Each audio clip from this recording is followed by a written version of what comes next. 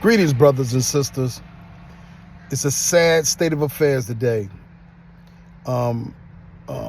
Condolences to the family of Caleb Wilson, who passed away, allegedly to hazing of some sort, been punched in the chest.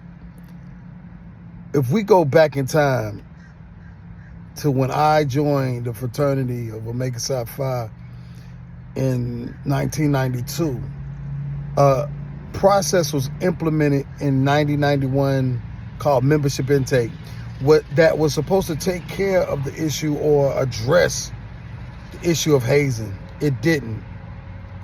And in fact, the reason why membership intake really made it worse, there was no transition from the selection education process to the membership intake process. A moratorium of at least 5 or 10 years to separate that made mindset away from the undergrads and the grads and really educate brothers and sisters. That didn't happen. So you had complete confusion in Black Greek-led organization land.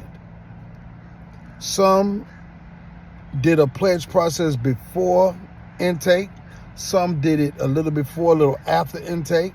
And some did it totally after, and it's still that way to this day. Most now really doing it after intake, but it took all control away from chapters and put it in the hands of the chapter brothers.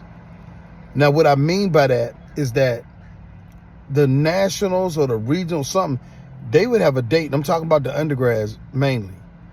They would have a date that they were going to cross. Everybody was going to cross by that date on that campus. Of course, they might have did something illegal after, but on this date, everybody's crossing. That's how it was when I was at Hampton. You wasn't going past this date. Now, you becoming accepted. You might even be in the fraternity legally, but until the brothers give you the thumbs up, you were going to be online.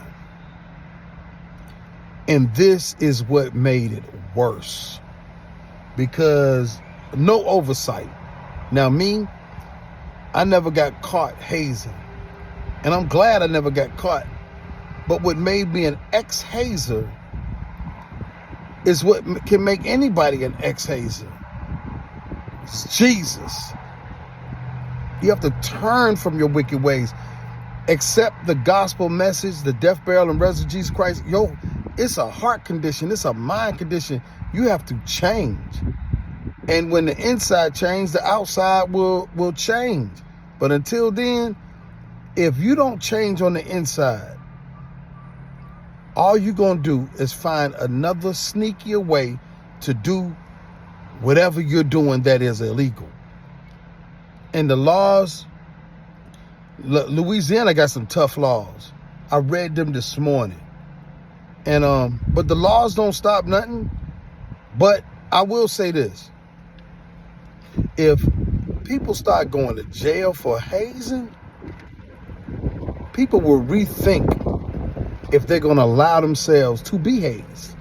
And hazers are going to really think, is it worth me putting my hands on these people when I came to school or graduate or in grad chapter? I'm here trying to take care of my family and whatnot, and I'm taking a chance on going to jail.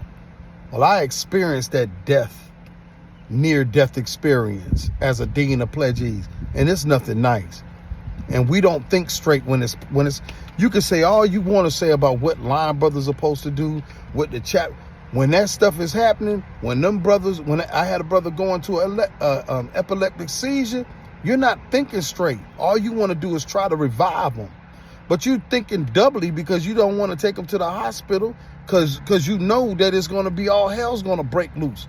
So you try to revive them. In our case, we revived the brother and took him home to his wife. We didn't take him to the hospital. Now, hindsight is 2020. I think about it now. We should have took that brother to the hospital. But it is what it is. Some brothers have died pledging all of these secret societies, not just Omega Psi Phi, every last one of those male ones. The women have died, drowned in the water. It's all kind of things that popped off. But what changes a man? If my people who are called by my name would humble themselves, seek my face and pray, and turn from their wicked ways. How can you turn from your wicked ways when you don't even think your way is wicked? Hazing is already illegal. It's the heart of man that has to change. And who can heal broken hearts? Jesus. Hallelujah.